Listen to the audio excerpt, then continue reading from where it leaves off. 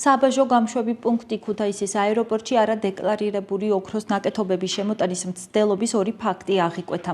ფინანსთა სამინისტროს შემოსავლების სამსახურის მებაჟე ოფიცრებმა ეჭვის საფუძველზე უცხო ქვეყნის მოქალაქეების როგორც ფიზიკური, ასევე კუთვნილი ბარგის დეტალური დათვალიერების შედეგად არადეკლარირებული ოქროს ნაკეთობები აღმოაჩინეს. არადეკლარირებული საქონლის საერთო საბაჟო ღირებულება 23,152 ლარი შეადგინა.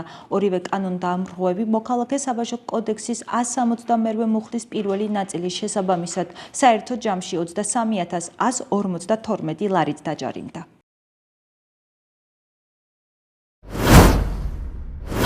შინაგან საქმეთა სამინისტროს ცნობით თბილისის პოლიციის დეპარტამენტის ძველი თბილისის მთავარი სამმართველოს თანამშრომლებმა გაუპატიურების ბრალდებით 1988 წელს დაბადებული დააკავეს.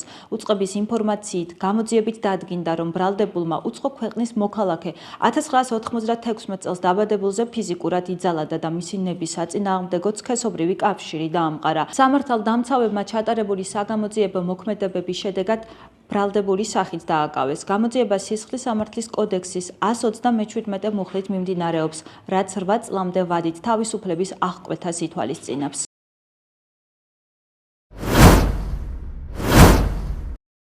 შინაგან საქმეთა სამინისტროს სასაზღვრო პოლიციის ოპერატიულ-საგამოძიებო დეპარტამენტის თანამშრომლებმა საპატრულო პოლიციისა და საბაჟო გამშვები პუნქტის სარფის თანამშრომლებთან ერთად საქართველოს სახელმწიფო საზღვრის უკანონოდ ჯგუფურად გადაკვეთის მცდელობისა და მიგრანტების უკანონოდ გადაყვანის მცდელობის ფაქტზეც 3 პირი დააკავეს.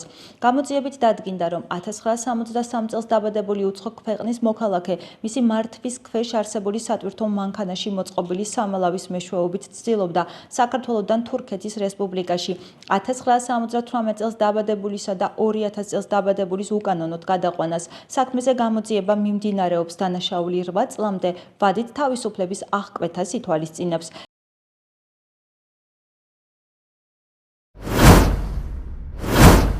სურსათის ეროვნული სააგენტოს შიდა ქართლის დეპარტამენტის ინსპექტორების მიერ ქალაქ გორში ჩატარებული არაგეგმიური კონტროლის შედეგად თევზის საწარმო საქმიანობა შეუჩერდა. ფიზიკური პირის ობიექტზე გამოვლინდა კრიტიკული შეუსაბამოები, ჰიგიენური ნორმების უხეში დარღვევა, დაილუქა 100 კილოგრამი თევზი. აღნიშნული შეუსაბამოების გამო საქართველოს კანონმდებლობის შესაბამისად ბიზნეს ოპერატორი დაჯარიმდა და კრიტიკული შეუსაბამოების სრულად აღმოფხვრამდე საწარმო პროცესი შეუჩერდა.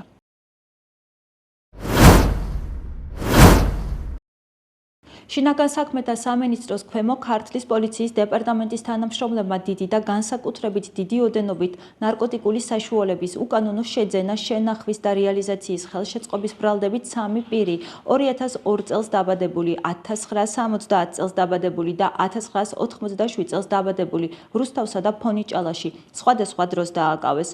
სამართალდამცავებმა ბრალდებულების პირადი და საცხოვრებელი სახლის ჩხრეკისას, ასევე საგამოძიებო ექსპერიმენტის დროს მათ მიერ მითითებული ადგილებიდან სარეალიზაციო დაფასუებული სხვადასხვა სახის დიდი და განსაკუთრებით დიდი ოდენობით ნარკოტიკული საშუალება ნივთმტკიცებად ამოიღეს.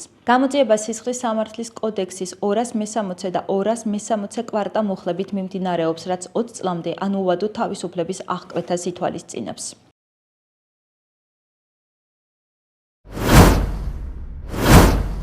პოლიტიკურმა პარტიამ ერთიანი ნეიტრალური საქართველო ბრიფინგი გამართა. კოლექტიური ნაცმოძრაობა ქვეყნის გარედან მიღებული დირექტივების შესაბამისად წლების განმავლობაში ნერგავდა ცრუ ნარატივს, თითქოს ნეიტრალიტეტი რუსეთის წინაშე კაპიტულაციის ტოლფასია. სამწუხაროა, რომ მინისტრის განცხადება ხელს უშლის საზოგადოებაში ნეიტრალური სტატუსის სწორად აღქმას. ნატოში გაწევრიანების უსაფრთხოების ქოლგად, ხოლო ევროკავშირში ინტეგრაციის ეკონომიკური კეთილდღეობის გარანტია წარმოჩენა თავშივე უშედეგო და მცდარი იყო. ამ გზაზე სვლამ ჩვენ ქვეყანას 35 წლის განმავლობაში არაერთი მძიმე დარტყმა მიაყენა. როგორც ჩანს, ხელისუფლება არ აპირებს თვალი გაუსწოროს ახალ რეალობას და მათი საგარეო პრიორიტეტები წარსულში რჩება. ამიტომ პარტია ერთიანი ნეიტრალური საქართველო კიდევ ერთხელ აყენებს საგარეო პოლიტიკაზე საჯარო დებატების გამართვის ინიციატივას ხელისუფლების წინაშე. ჩვენმა გუნდმა არაერთხელ განაცხადა, რომ ნებისმიერი ურთიერთობა რუსეთის ფედერაციასთან იმ ფონზე, როდესაც ჩვენი ტერიტორიები არის მათ მიერ ოკუპირებული, ნებისმიერი დიპლომატიური ურთიერთობა არის მიუღებელი. მხოლოდ მას შემდეგ, რაც დეოკუპაცია მოხდება ჩვენი რეგიონების, შეიძლება დავსხდეთ ერთ მაგიდასთან და ვისაუბროთ შესაბამისად დიპლომატიური ენით. აქედან გამომდინარე, რა თქმა უნდა, ამ შემთხვევაში ვემხრობთ ქალბატონ მაკას განცხადებას და თავისთავად ეხა პარტია ნეიტრალურ საქართველოს აქვს თავის პოზიცია, რომ პოზიციას ისინი არიან და რაც მათ სათაურშიც არის მითითებული და რა თქმა უნდა, მათი უფლებაა გამოხატონ თავისი აზრი. მუნიციპალიტეტებში ქმნის ვითომ ეგრეთ წოდებულ ოპოზიციურ ფრაქციებს, ოპოზიციას ნიშნავს და ამას იყენებს იმისათვის, რომ დამატებით მიიღოს შემოსავალი.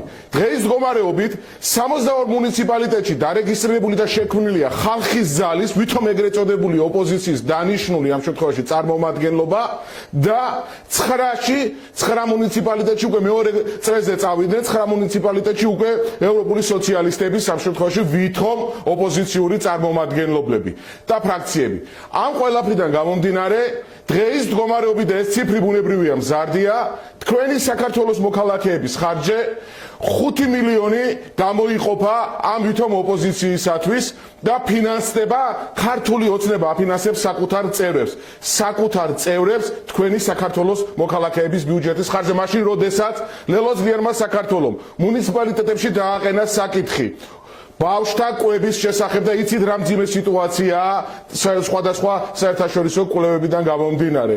მათ უარი განაცხადეს ამის შესახებ აბსოლუტურ უმრავლესობაში. მაშინ, როდესაც საქართველოს მოქალაქეები იძულებულები არიან და ბოლო 5 წლის განმავლობაში, მეგობრებო, 22,727 ბავშვმა დატოვა საქართველო, ვინაიდან გამოიყვანეს სკოლიდან მოსავლები და წაიყვანეს საზღვარგარეთ. აქვს სურვილი, რომ საკუთარი პოლიტიკური შეხედულების შესაბამისად დააფიქსიროს თავისი პოზიციები, ეს რა თქმა უნდა მისი თავისუფალი არჩევანის შესაძლებლობა არის და თუ მაგალითად ველოზგოლია რომ თავისუფალი არჩევანი და თავისუფალი პოლიტიკური პოზიციის დაფიქსირება ეს ხალხის ინტერესების საწინააღმდეგოა, მას შევახსენებთ, რომ ისინი იყვნენ პოლიტიკურ შეტაულზე ერთი მხრივ, ხოლო მეორე მხრივ ცდილობდნენ რომ დაეზიანებინათ საქართველოს რეპუტაცია.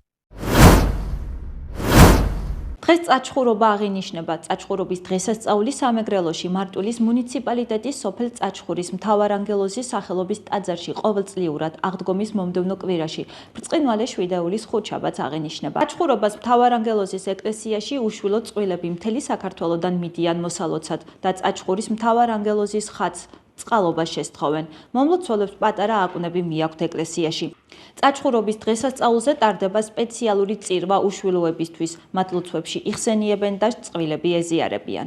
ყველა ვით აქ მოვიდა, რა თქმა უნდა, ღმერთმა დალოცოს და ღმერთმა მისცა შვილიერება, იმიტომ მე მხოლოდ ერთს ვისურვებ, რომ შვილიერება რაც შეიძლება მეტი საქართველოს სჭირდება გამრავლება და გაძლიერება და არასდროს დაივიწყოთ უფალი და მადლობა ღვთისადმი ყოველთვის გქონდეთ გულში. როგორი წმენითაც მოვედით და რა დატვირთვაც აქვს ამ ტაძარს, ზუსტად იმ დატვირთვით სამადლობელი გვყავს აგვისროლა უფალმა და ყველას უსურვებ, ვინც ამ სურვილით არის მოსული დღეს ამ დღესასწაულს.